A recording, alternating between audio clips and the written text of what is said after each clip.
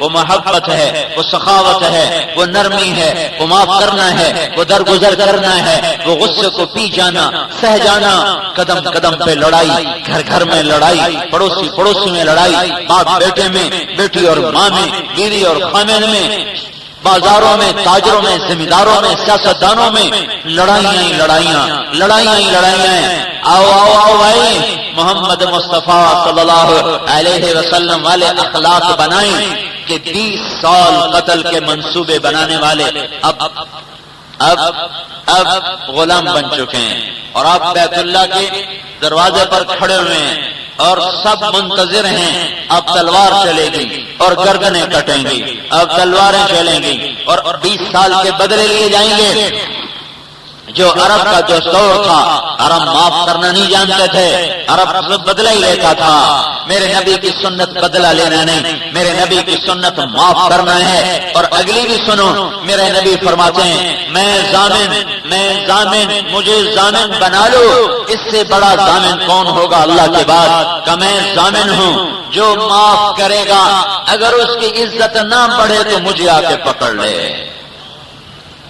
ہمیں شیطان پٹی پڑا گیا، جیسی بدلہ نہ لیا ساڈی عزت نہیں رہنی، اسی بدلہ نہ لیا سانو کہیں جیون نہیں دیونا، اسی بدلہ نہ لیا ساڈا کلیا ٹھڈا نہیں ہونا۔ میرا نبی کہہ رہا ہے تم معاف کرو، اگر تمہیں اللہ عزت نہ دے تو مجھے پکڑ لینا، میں ضامن ہوں، تم معاف کرو اللہ تمہیں عزت دے گا۔ میں ضامن ہوں، تم اللہ کے نام پہ خرچ کرو اللہ تمہارا رزق بڑھائے گا، جوڑ جوڑ کے رکھنے والوں کا گھٹے گا اور اللہ کے نام پہ دینے والوں کا بڑھے گا۔ کہ یہ میرے نبی کی ضمانت۔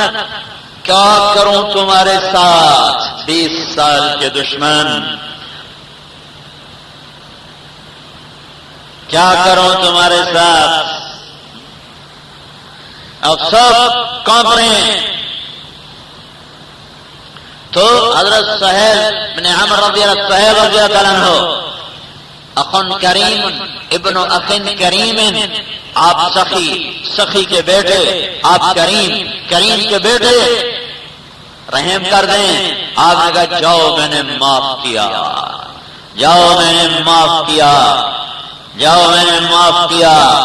چلو یہاں تو مکے میں لڑائی کوئی نہیں ہوئی، مکے میں صرف ایک طرف حضرت خالد ابن ولید مسفلہ سے مکے میں آئے، وہاں تھوڑی سی لڑائی ہوئی، 2 صحابہ شہید ہوئے، 12 قریشی مارے گئے۔ اور حنین میں تو لڑائی دست بدست، پہلے شکست ہوئی پھر فتح ہوئی، بڑی زبردست لڑائی ہوئی، ہمارے نبی کے ساتھ کل 14 آدمی رہ گئے، اتنی خوفناک گھاٹی آئی اور پھر اللہ نے فتح دی۔ پھر وہ گرفتار ہوئے، 6000 قیدی گرفتار ہوئے، 40,000 بکریاں، 24,000 اونٹ، 1,00,000 چھٹانک چاندی۔ اور ہمارے نبی سارا سامان لے کے بیٹھے ہوئے ہیں کہ اگر وہ معافی مانگنے آئیں گے تو میں معاف کر دوں گا۔ 20 دن انتظار کیا، کوئی نہیں آیا تو پھر آپ نے قیدی بھی تقسیم کر دیے، مال بھی تقسیم کر دیا۔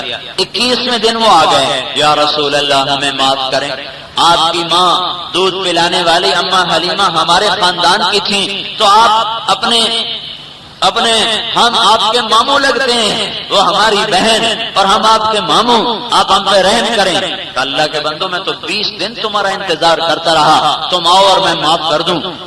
اب میں ایک کام کر سکتا ہوں، یا قیدی واپس لے لو یا مال واپس لے لو، مجھے اپنے ساتھیوں کا بھی خیال کرنا ہے۔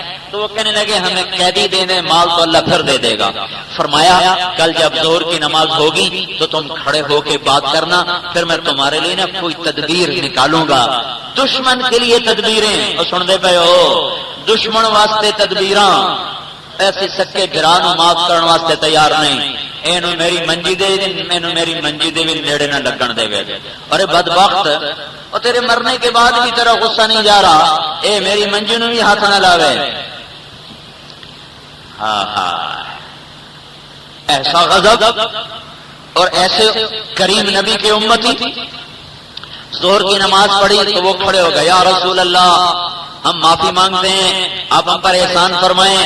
تو آپ نے فرمایا، بات تو پہلے کر لی تھی، آپ نے فرمایا ایک بات لے لو، قیدی لے لو، مال لے لو۔ کہا جی مال چھوڑتے ہیں، قیدی دے دیں۔